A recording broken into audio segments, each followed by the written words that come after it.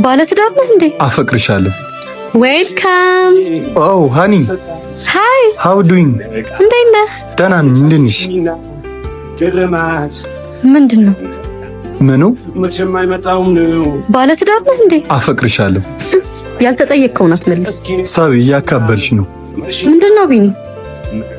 ቆይ ፕራንክ ነው እንዴ? አዎ ባለትዳር ነኝ፣ ግን ካንቺ ብድ ያለ ፍቅር ይዘኛል። እየቀለድክ አይደለም ማለት? ታገቢኛለሽ? ያማ ጤነኛ አይደል? አይ ጤነኛም አይደለም። 4 ወር በሙሉ ስናወራ ባለትዳር መሆንህን መናገር አስፈላጊ መስሎ አልተሰማም?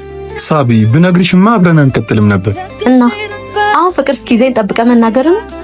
የትም እንደማልሄድ እርግጠኛ መሆኑን።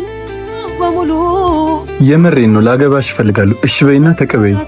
ሚስትስ ማን ያውቃል? ይሄኔ ልጆችም እኮ ይኖሩሃል።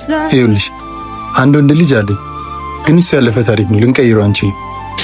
እካይነ ምንም ለሰው የሚራራ ልብ የለህም።